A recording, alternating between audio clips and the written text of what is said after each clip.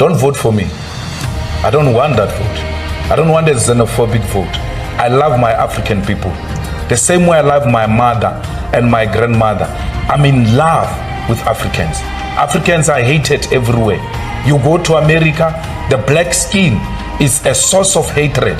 You go to UK, a black skin is a source of hatred. You asking me to join in the hatred of black people. I know what the hatred of my skin did. Tensions are high in the Kenyan capital city, Nairobi.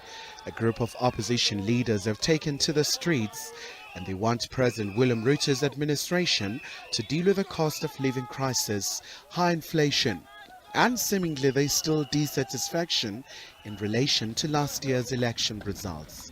Security has been beefed up in and around the State House. President Ruto has indicated that people are more than welcome to protest as long as it remains peaceful and people's lives must be protected at all costs. This comes as the EFF in South Africa has also embarked on a shutdown over rolling blackouts and wants President Cyril Ramaphosa to step down. Today, we're sending a message to the whole African continent. You don't have weapons, you only have your bodies. Go and put them on the picket lines and tell all those dictators in Africa that their days are numbered. South Africa and Africa belongs to democracy. Opposition leader Raila Odinga has rejected what he calls intimidation from the government, and he remains steadfast that government must be held accountable. Kylie Khumalo, SABC News, Johannesburg.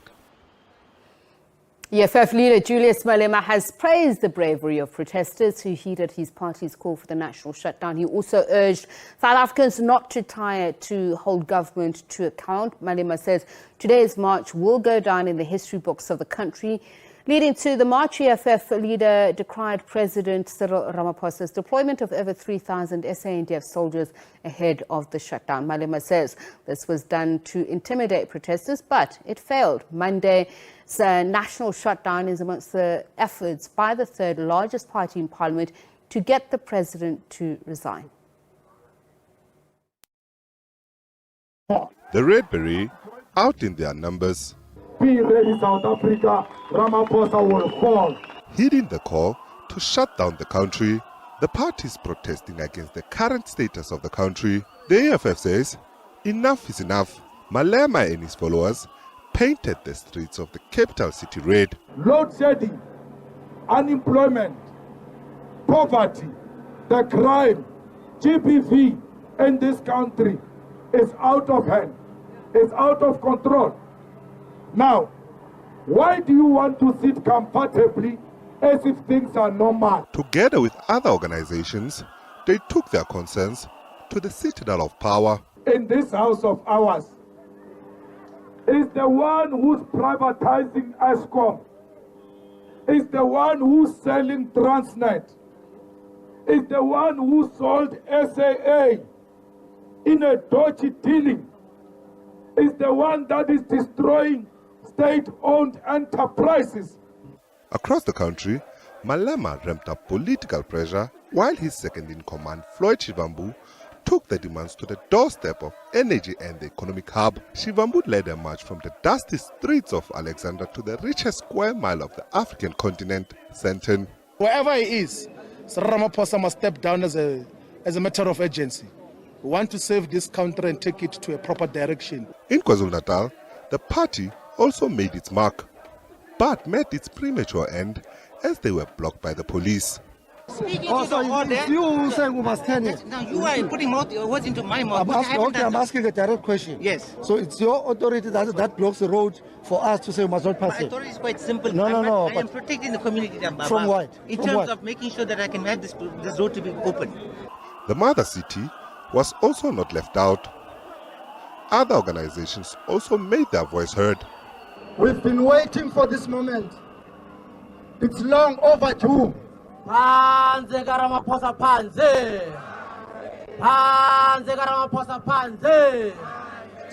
Ramaphosa and his failed government must go. That message is that we want electricity now. We are here as PAC, we are part of this. We want Ramaphosa to go. We want load shedding to end. The party's march also gained momentum in other provinces as party members heeded the call from its leadership to join in efforts to try and pressurize President Ramaphosa to resign. Nhlanhla Khatlani, SABC News.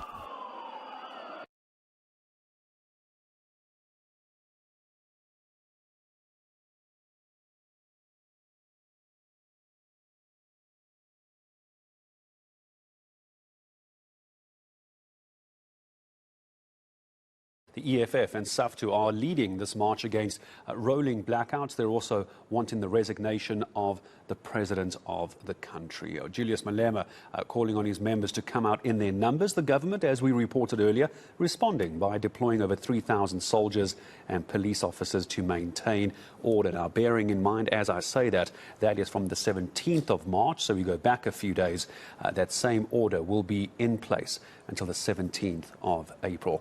As I mentioned at the start of the show, our reporters are around the country keeping you up to date with what's going on. Honourable is at the Paul Kruger Square in Pretoria.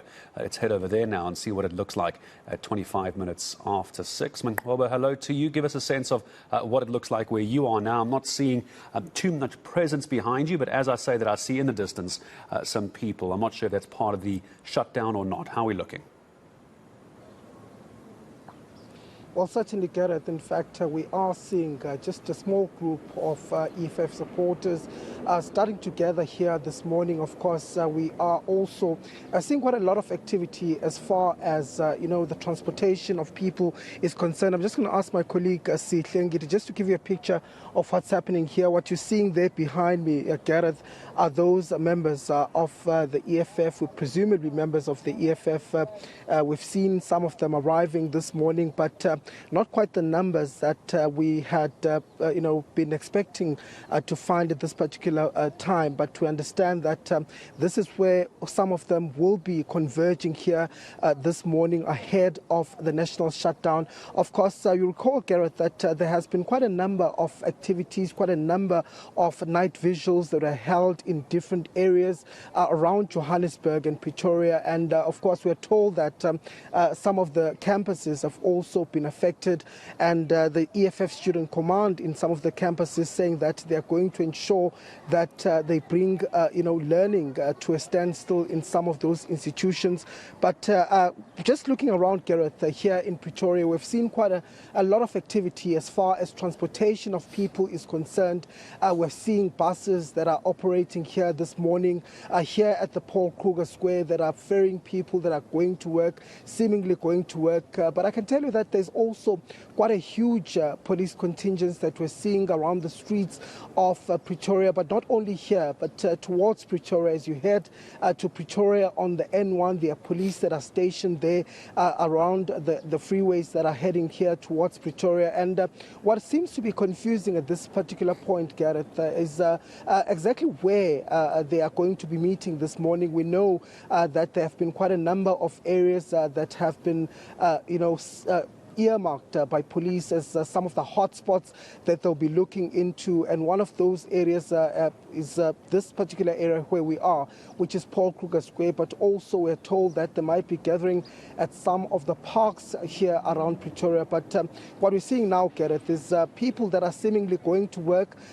It doesn't seem like the transportation has been disrupted so far. We're seeing taxis that are coming in, and you recall, Gareth, that of course Santaco has indicated that they're not going to be part of this particular shutdown that is taking place here today. We're seeing buses from the Swane municipality that are also ferrying quite a number of commuters here this morning. And of course, a huge police presence here on the ground. The EFF members, we're seeing them coming into this particular area, some of them walking from the taxi stations here around here. But it doesn't seem like at this particular point confirmed, Gareth, that this protest will start anytime soon. In fact, the indications are that it seems like this EFF members are still gathering, and those that will be partaking in this particular protest are still gathering. So we're still going to see, Gareth, how this unfolds. But I can certainly tell you that there are a lot of police here on foot, some of them patrolling here, some of them in vehicles around this particular area, which of course is expected to be one of the gathering points here in Pretoria. All right, Manqoba, thank you very much indeed. We'll go back to you again in Pretoria a little bit later. Let's continue to crisscross the country here on Ian. Let's take you back now to Pimville, Soweto, where our reporter Heidi Jockers has been stationed. She's actually been stationed outside Nhlanhla Lux's house. You'd remember that it was in fact bombed this morning. We understand that the police commissioner has now paid the family a visit. Let's listen in. Are you honest? Bow! Blame. In the hour. Blame. Gaga, gaga, gaga, gaga, gaga, gaga. Yes, sir. What? What was gaga, gaga? Ispam, ilento zenles.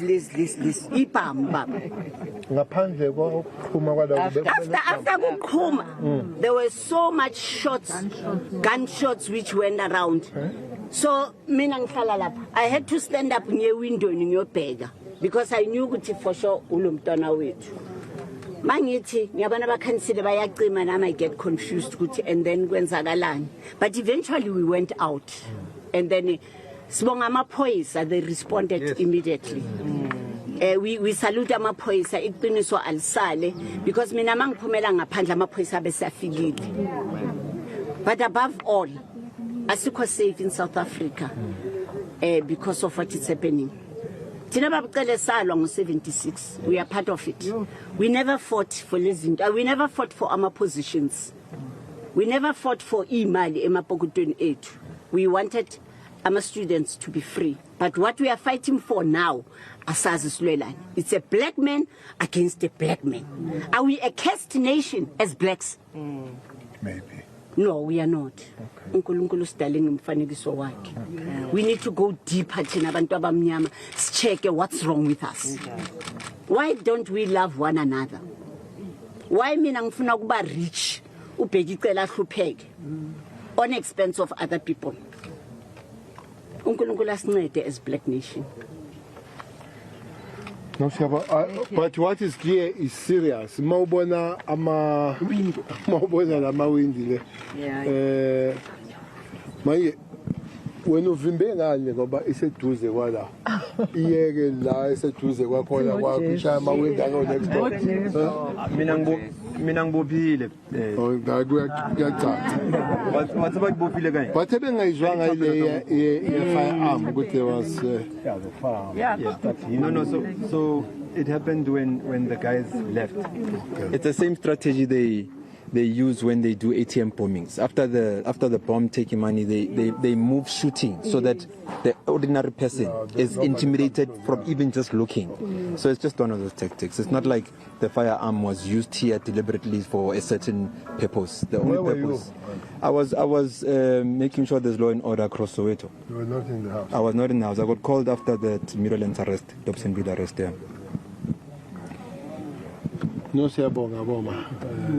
Siyabonga ukuthi nisibonele yena sibe khona. No, izwakale into engathi ayinkulu, but when you come here you realize ukuthi it's something serious. When you see those windows and you can see that it was something powerful, but also it was by no chance. It does look like it was something planning. We came with the National Commissioner. We were working here. We were touching base. But we have left police. We have brought DPCI as young Hawks because in the serious threatening state.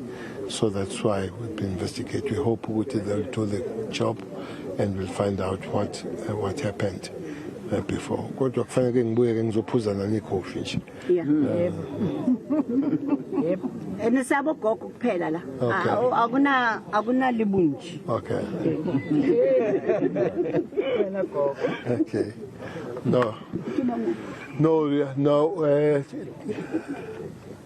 Clearly, there is staggering criminality.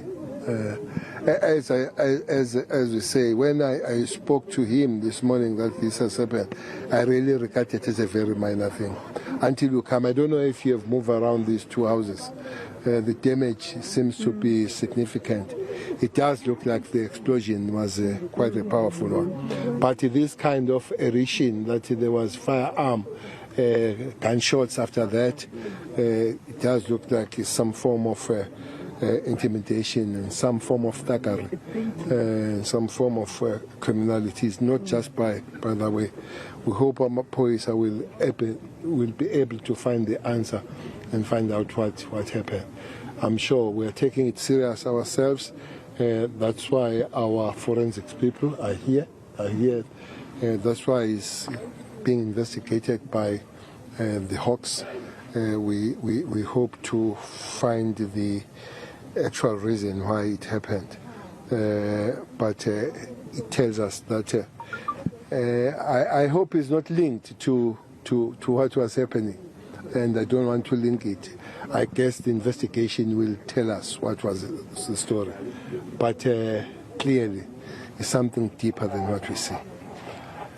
Minister, just colleagues, because we're having a press, let's just purify it. See, so we can address the media, please. So can we just have a bit of space so that the minister and the national commissioner can address the media, if that's possible? So we can just, national commissioner. Sorry, let's just. All right. Okay, let's just then take questions. And also, it's not a scramble, as you know, orderly. Let's go forward. Okay, firstly, good day, Minister. It's now 10:15. Can you please just give us an update just with regards to the situation on the ground? Are things under control? We've heard now that 87 people have been arrested, according to the latest statement by Amapolis. Well, we have flown, have a good bird eye view. In the helicopter, we flew over Soweto, went Krugersdorp, we went Mhlakeng, we went Alex. Yeah. Nothing happened here. Absolutely nothing happened. We just saw some few red whatever, less than 100. That was in Alex. But even our police, we realized that they just wasted their time by being here. Maybe they did a very good job. But you can see everybody's going to work. It's just the normal day and all that. Maybe I still have to go and understand in a political dictionary the word shutdown, because I didn't see anything coming close to that. All right, behind me there's a question. Minister from Newsroom Africa, Minister. Have you been able to establish the kind of bomb that was used here? We're hearing reports of petrol bombs. Have you been able to establish that, your preliminary report that you've received from the police? Number two, Minister, you're speaking about how things are normal and there's only been a few incidents and those arrests that you made. But is this an indication that the shutdown has failed from your perspective? Well, to start the first question, there are people from forensic here. Really, I'll be putting some kind of a cart before the horse. It's not my terrain to talk about what kind of the explosion that was used, and because they are experts, they've been on the ground. So maybe if it needs to be through Commissioner, you can talk about that. I had shut down. That's what I've been trying to find out. What is it? But I saw nothing going to that, because shutdown is when life stops. Organized that way, either closed by the masses themselves or organized to be so. But the situation here, there's been normal traffic, people going to work, buses. I check eThekwini, life is normal. I check Cape Town, life is normal. There will be those few things and all that where people will try to do things out of the way. Police have responded. We have arrested 87 people now. I'm told that there are 3 EFF councillors among those people that have been arrested around the country, but I'm still going to verify that. So that's an issue. Maybe somebody else can come with a different definition of the shutdown, but I haven't seen it. Minister, it's Komoto from Eyewitness News. You've spoken about how you told the neighbors that, you know, initially you didn't think it was such a big thing, but you being here now, you realize it's a serious issue that's happened here. Do you have any further information around injuries? That hasn't been clear. Injuries, are there any people that have been hurt due to this incident? Well, fortunately, I visited both houses where there have been some damage, especially coming to the window panes and all that. It does look like nobody has been physically injured, though from the first house that we visited, the young girl there needs some kind of counseling, raised the issue that she was crying the whole night or the whole morning as it happened. And the next door here, that damage, maybe that will happen. But the funny part of it, it was in front of the house of Ntlantla, though it damaged the next door houses. I've heard already in the social media people saying he's a liar, and they said his family can RIP. I don't know what that means. Can RIP is a bloody liar. The crux of the matter is that the explosion was put in front of Ntlantla, that it damaged other houses. It doesn't mean that at the face value as you see it, we find it in front of his house. For the fact which we didn't get initially, that there was even some gunshots as those people they were withdrawing, as they were retreating. It means something that was nothing but, as I've said, thuggery, criminality. The police, led by the Hawks, will have to tell us what would be story. Any other thinking would be the guesswork at the present moment. So no deaths, no injuries? As we're told. Let's take the last two colleagues, SABC and then ENCA. Go ahead, Griselda. Perhaps we could bring in the National Police Commissioner, Natcom. From the statement that we've currently received, police are investigating the possible use of commercial explosives. Can you confirm this for us? And what exactly was seized? I understand there was also, given that the ministers also alluded to the issue of gunshots, the cartridges, possible cartridges that were found. What did you find?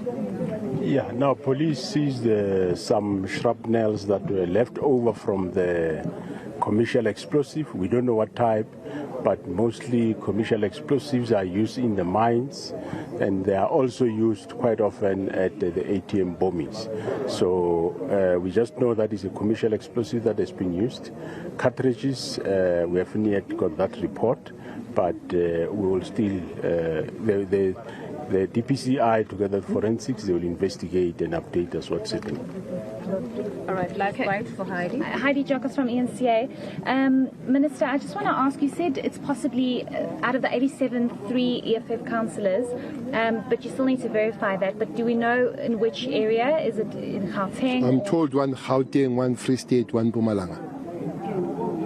All right, loud and clear. Thank you, colleagues.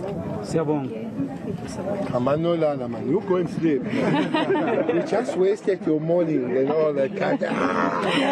That is Police Minister Becky Cele together with the National Police Commissioner outside here in Pimville, outside in Ntlantla Lux's house. Mfundo just giving us an update of what they have found so far. I think it's crucial to highlight the fact that it's possibly a commercial explosive that was used here outside, which is often used in illegal mining, we are told, and also at ATM bombings. But what's interesting is that when we engaged with the police on scene, they did tell us that perhaps the bomb was not, or the explosive was not detonated properly, because if it was, could have possibly been more damage that could have been caused to, if it wasn't indeed in Nhlanhla Lax's house that was the target. What's important is that no deaths or severe injuries have been reported at this stage. Also, the number has been updated. 87 people have been arrested in connection with the shutdown, 3 of them possibly being EFF councillors. All right, Heidi, thankfully there were no injuries. That's our reporter Heidi Jakos, who is in Soweto Pimville for us.